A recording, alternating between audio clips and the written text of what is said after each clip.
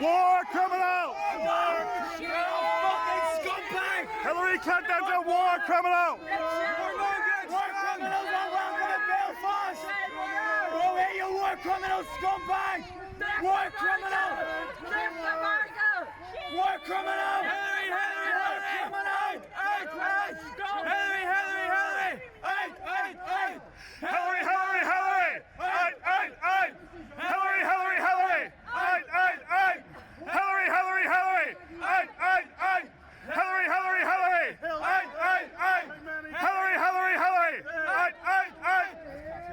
Say it loud, say it clear! Clinton is not welcome here! Say it loud, say it clear! War criminal! Imperialist scum! War criminal! Yankee, go home! Yankee, go home! Yankee, go home! Human children, Afghani children, Iraqi children! Out! Out! Out! Hey! Out! Out! Out! Out! Out!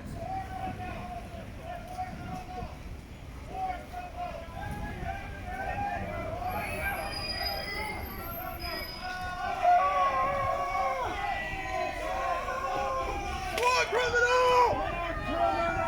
War criminal!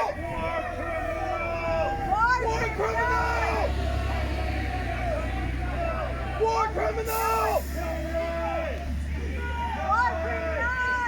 War criminal!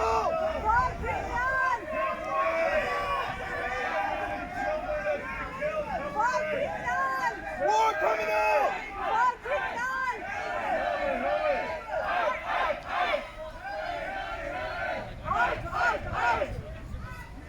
Hello folks, just wanted to say thank you to everybody for coming here today. We all know why we're here. It's good to see so many people from a number of different organisations just scattered about here. And we're going to have a number of speakers here today. Before I announce their names and stuff, I just want to say that there is a climate strike protest being held just after 12 in the city centre at Corn Market today. If you can attend, we'd obviously highly encourage you to do that. And nothing's more important than stopping climate change, because climate change will stop us all. So if you're able to go, please do. There's a few speakers here today. We're going to have Conal from the Connolly Youth Movement. There is Aidan Moran, who's a former ISM activist in Occupied Palestine. He'll be joining us today on behalf of Cairde Palestine. We also have Michael Collins from People Before Profit, and Azadeh Sobout, who's a scholar of Transitional Justice and Peace building and a member of Academics for Palestine. So that's where we are today. Has called this protest outside Queen's, obviously to protest the inauguration of Hillary Clinton as its new Chancellor. Queen's University's complicity in the whitewashing of Hillary Clinton and her war crimes further epitomises the university's role in an international framework of imperialism that sees it not only glorify warmongers like Clinton, but have immense financial investment in military contracts and companies guilty of immense environmental destruction. Queen's has facilitated the visitation of many war criminals and parasites over the years, but arguably not as big as the visit of Hillary Clinton as its Chancellor here today. She's a proud Zionist and a proud imperialist with a war record as long as your arm. Clinton has helped oversee US bombing campaigns in over 9 countries. As US Secretary for War, she authorised over 400 drone strikes across multiple nations, which overwhelmingly killed civilians and even children at a proportion of almost 90%. She labelled black men super predators when she helped lobby for the 1994 US Clinton crime bill, which was immensely important in creating the mass incarceration levels that exist today in the US to benefit the prison industrial complex, a system of slavery by new means. As Zionist, Hillary Clinton has shown herself to be an enemy of Palestinian liberation, siding with the oppressor every time it mattered, just like during the 2014 Israeli bombing campaign of Gaza. She increased annual US funding to Israel from $2.5 billion to $3.1 billion US dollars while she was US Secretary of State, and stated countering the BDS movement globally should be a priority for Israel's defence. All this, and Queen's award her Chancellor for her peace and reconciliation efforts, For all the book screens have at its disposal, I don't think their management have ever read any of them once. Peace is something Hillary Clinton can't even spell, never mind dispense. So I'm going to take up here first, just after myself, Conal from the Connolly Youth Movement. Thank you. Thank you very much, Paul. I think you still have my speech there, but hello, comrades. You know, we're all here for one simple reason. We don't want war criminals in our country, in our city. We all know the legacy and the history of Hillary and her husband Bill, the Clinton family, horrible imperialist warmongering scum. I don't want them here. So I'll start just a simple list of countries that Hillary has put her hand into and destroyed. So she supported the destruction of these regimes in Iraq. In 2002, Hillary Clinton voted to invade Iraq, stating, "I believe in coercive democracy." We all know what the US invasion did to Iraq, and it continues to do to this day, with over 1 million Iraqis dead. And there we go. A woman who supported this is now sitting in there, and as Paul has stated, see, this university labels her a champion of peace. There is no peace in that. Afghanistan. Clinton is known as an arch proponent of the failed intervention, labelling the intervention in Afghanistan as a humanitarian one. Now, nothing humanitarian about the invasion of Afghanistan and murder and slaughter of innocent Afghanis. Libya. Clinton was a huge proponent of the intervention in Libya. Due to this destabilisation of the country, Libya now has open-air slave markets. Clinton was one of the many US senators and at her time Secretary of State who was an arch proponent of killing and destroying the Libyan people and their leader Gaddafi. Now, Gaddafi wasn't perfect, the regime wasn't perfect, but if you look at Libya under Gaddafi, pre the US invasion, and look at it now, chalk and cheese, the differences, honestly. Paul touched on her support for Israeli war crimes. During her time as Secretary of State, as Paul said, the spending and funding for Israel to arm them and provide them with military equipment increased to $3.1 billion US. In 2014, Israel bombed a refugee camp and a United Nations school. Clinton replied in this, basically saying, "I think Israel did what it had to do. Israel has a right to defend itself." That speaks volumes. Clinton has also openly shown disdain for Palestinian rights, arguing that we must actively fight against BDS, labeling that Palestinian rights and the more rights Palestinians gain is a fight against Israel, and that delegitimizes Israel. Many also like to label Clinton as a champion of feminism. Now, there have been multiple women who have come forward and accused her husband Bill Clinton of sexual assault. Hillary has described these accusations of sexual assault as bad acts, and she said, "Do I still love him, and can I still be in this marriage without becoming unrecognisable to myself?" The answers were always yes. That also speaks volumes about the character and personality of this individual. She is clearly a sociopath, a warmonger, an imperialist, and deserves nothing but the worst. Don't think there's really much more to say after that. So thank you very much, comrades, and let's show this this horrible person, a lovely introduction to Belfast. Thank you.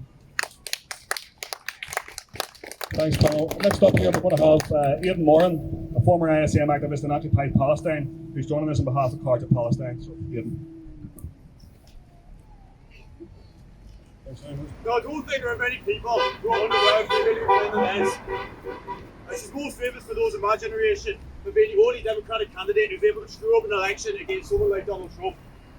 However, anyone involved in struggles around the world for liberty and justice know her for something completely different. We know her as the most aggressive and imperialistic politician since Kissinger, a great friend and mentor of the First Brother Way. Now, as I used to live in Palestine and I worked there on the ground, I experienced the direct violence and brutality firsthand. So I'm going to talk about that.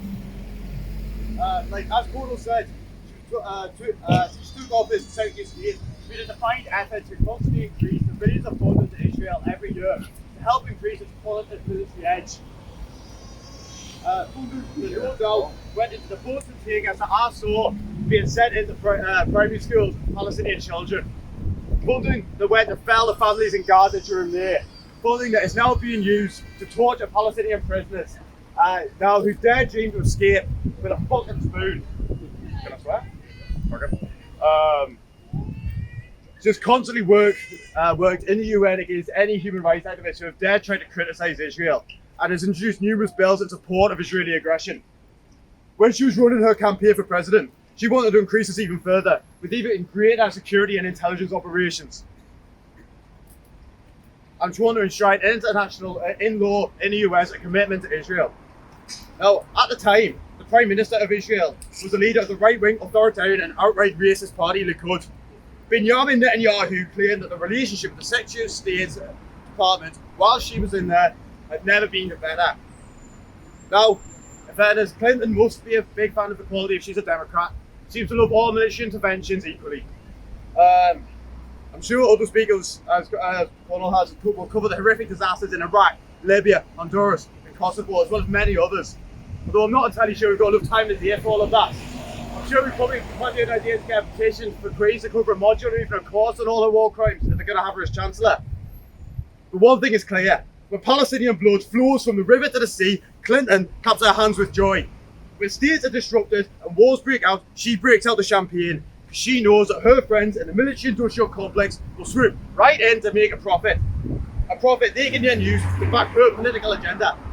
When she ran for election, Lockheed Martin, Boeing, and all the other great experts at death and destruction piled in the funds. She became the only one of the few Democratic candidates to receive more funding from these warmongers than a Republican, and that Republican was Donald Trump. So why is it that our university wants her as our Chancellor? At first glance, Queen seems to have the same attitude of a wheezy little child in school, cozying up to the biggest bully, hoping to gain some crumb of popularity. And I wish that was just the case, and maybe it is. But Queens themselves not only seem to be apathetic towards war crimes, but actively encourage them. The Palestinian Solidarity Campaign estimates that Queens has invested over $7.8 million in companies complicit with the Zionist settlement program. They employ lecturers who produce human rights violating software to use against protesters, to the extent that Microsoft has divested from them. San Francisco, Oakland, and Berkeley have flat out banned them from banned the police from using them. Naturally, there are over 100,000 of these in the West Bank. We can't possibly forget about Queens' cosy relationship with Fields Arms Company that makes its living selling arms to dictatorships and military governments in different continents. Then this begs the question: why is Queens putting this much money into killing individuals in different countries when it can't afford to help its own students? They just turfed out hundreds of their own students out of accommodation because they made a bureaucratic error. They can afford bombs, but not homes for their own students. They can afford to develop human rights violating spyware, but they can't afford to help the thousands of students struggling with their mental health. So I'm sick of seeing the scars on my friends' wrists. I'm sick of seeing students all across the Holy Land trying to find more comfort in the bottom of a glass or an empty bag, because alcoholism and drug abuse provides more of a comfort than that university does. And why is all this happening in our communities when the money being used that could be used to help it is being used to export pain to different countries? They should be fully aware that we are now getting angry. The fact that Queens place so much value in putting these types of individuals like Hillary Clinton on a pedestal or spinning off their fine talk of peace is just a nail in the coffin to solidify a picture of vapid hypocrisy. Clinton should not be welcomed at Queens, let alone given the pageantry and splendour the Queen saw fit to give her, as she seems to align so closely with their values. Are these our values? Are these the values of the students at Queens? If so, change needs to happen. Queen's values need to change. Clinton cannot remain the Chancellor. Thank you very much. Are you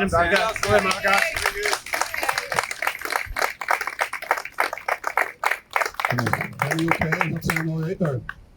I think it's clear the Americans are deploying anti-microphone technology. If there's not many folks, I know it's a big crowd, but there's not many coming in a wee bit more just so you can hear the speakers. I know it's time for COVID and all people just can. But the next speaker here, I'm going to introduce just quickly is Azadeh Sobout, a scholar of Transitional Justice and Peace building and a member of Academics for Palestine. I wish the microphone was working. Thank you. I'm speaking here today as a doctorate now, the very same degree which was awarded to Hillary Clinton 3 years ago in an honorary visitor. I'm also speaking here today as a Muslim, as a woman, coming from parts of the world whose fate has been a small price to pay by the warmongers like Hillary Clinton. 3 years ago, we gathered here as Queen's University of Belfast awarded an honorary degree, the Doctor of Law, to Hillary Clinton. Only a few months later, a fellowship was named after her to mark the honorary degree. Now we are here in 2 years, watching the Queen's University of Belfast inaugurating her as a Chancellor. A woman who has been an active advocate of every US aggression in the Middle East and other parts of the world. A woman who uses feminism, international human rights, and peace building as a justifying leader to propose war crimes and pro-war terrors of American military. A woman whose feminist credential has been established upon the suppression of families and women all around the world. We are standing here today in solidarity with all the oppressed, whom the University of Belfast and all those attending this glorifying ceremony and whitewashing ceremony of a war criminal is attending. Let us remember, in 2016, Hillary Clinton was supported more than any other presidential candidate by manufacturers, weapon manufacturers. Let us remember, in 2001, 20 years earlier, in Afghanistan, her feminism propaganda supported the military invasion of Afghanistan. In 2001, in 24 November, he wrote an article in Times saying that we are thankful to brave and courageous American military and our allies for restoring hope in Afghanistan. Let's remember what hope she was talking about. Why the Queen's University doesn't ask Hillary Clinton after 20 years what happened to the hope she was claiming the US military is bringing for the people of Afghanistan? Now that they have surrounded the country in a pre-planned coordination with Taliban and going away, leaving the devastation and the destruction in the country and for women and men and children. Let's remember in 2004, when the war in Iraq was ongoing, and Hillary Clinton said the precious gift of freedom the US gave to Iraq. The precious gift was the devastation of the country, and the freedom was the displacement of millions of Iraqis, the displacement and the growing sectarianism in the country that up to this day has not seen peace. And who can forget Libya? Who can forget Libya, the country which, according to the expert, Hillary Clinton was the loudest voice in the regime change and in the destruction of the country and in supporting the people which murdered and made thousands of women.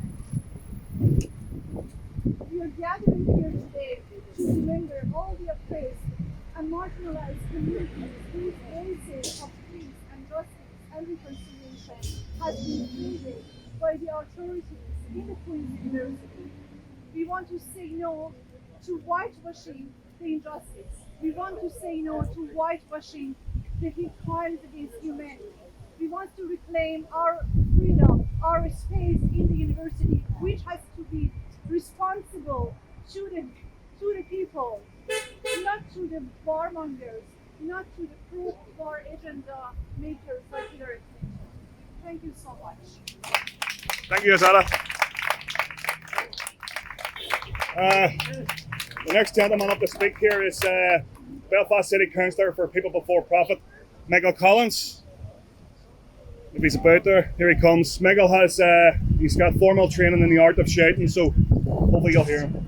Alright folks, thanks for Lasser Jag for organising this event today. I think it's really, really important that we're here today to cut through the narrative that Queens are trying to present to us here, that we should be holding up and heralding someone like Hillary Clinton for what Queens are calling her outstanding contribution to peace and reconciliation. Firstly, in terms of the Clintons and their contribution to the peace process here, I think it's grossly exaggerated. It was minimal, other than to come for a set piece photographs. It's insulting to working class people here to suggest that the Clintons played any role in bringing about peace here. It was brought about because the vast majority of working class people here wanted an end of violence, and that's why we saw peace here. But secondly, the idea that Hillary Clinton is in any way someone to be heralded for contributions to peace, as the other speakers have said, just take a cursory look at her track record in government. This was someone who voted for the war in Iraq, who later repented on that decision whenever it became so unpopular. Whenever Barack Obama came into power and promised that he would bring an end to these wars, yet what he did was he escalated them. He sent 50,000 extra troops into Afghanistan, a move which was fully supported by Hillary Clinton. And over 3/4 of US deaths in Afghanistan actually occurred after that surge of additional troops in 2011. This is something that's been wholeheartedly supported by Hillary Clinton. As well as that, Entertainment Secretary of State in the Obama administration, that administration dropped more drones than any previous administration before. Over 400 drones dropped by the Obama administration. Over 300 of them were done by Hillary Clinton when she was Secretary of State at that time, and this led to the death of over 4,000 people, many of them civilians. Again, Libya, same scenario. Hillary Clinton okayed the mass bombing of Libya. Over 4,000 people in Libya killed from US bombings in 2011. This is someone who's up their neck in bloodshed, in foreign intervention, and in war and in imperialism. Hillary Clinton represents a tiny minority in this world, and it's the 1% at the top of society. It's the 1% in America who are hell bent on shoring up those resources for the 1%, who are hell bent on propping up states like Israel, as other speakers have said. Hillary Clinton in 2014, when Israel launched Operation Cast Lead and then indiscriminately killed thousands of Palestinians, Hillary Clinton talked about Israel's right to defend itself. Defend itself against what? They were bombing innocent civilians on the beach who were playing football in Gaza. Defend itself against innocent Palestinians and Occupied Palestine. Hillary Clinton's track record in government, the same government that abused, detained people without trial in places like Guantanamo Bay and detention camps across the Middle East. This is no protector of human rights. This is no bearer of peace or justice or reconciliation. This is someone who's up their neck in US imperialism and represents a tiny minority. And it's no surprise, really, and it's quite a shocking indictment of this university, I think, that they're so desperate to attract these types of figures. They're so desperate to cozy themselves up to the establishment, to betray themselves as an elitist institution, as a Russell Group university. They're inviting and honouring such people as Hillary Clinton when they can't even pay their own creche workers who have been out on strike this summer to demand decent pay. They refused to furlough their hospitality staff when the government introduced a scheme that would protect workers. Queens, although the bars and everything else were closed, refused outright until the hospitality workers came out on strike and actually won their furlough. And this is the sort of institution we have, and we really need to reclaim our universities as much as anything. But it's so important that we're here today, I think, to cut through the narrative that Queens are trying to present us, that Hillary Clinton is somehow a peacemaker. She's in fact the exact opposite. And the real peacemakers were the millions of people who marched against the wars, were the millions of people who recently took to the streets to defend Palestine against the aggression of Israel. Those are the people we should be heralding. We shouldn't, and shame on Queens for inviting someone and honouring someone like Hillary Clinton. Cheers.